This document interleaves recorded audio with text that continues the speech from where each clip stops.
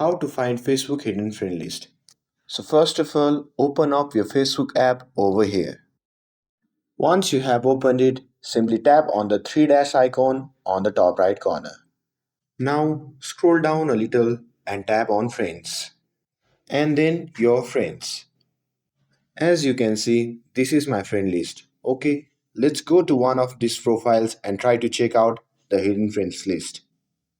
And guys, if you can click on see all friends here, then you will only be able to see two mutual friends, not the entire friends list.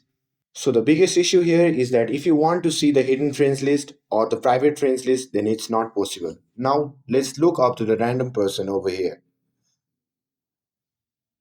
As you can see, I have access to the friends list because they have not set it private or limited to only them.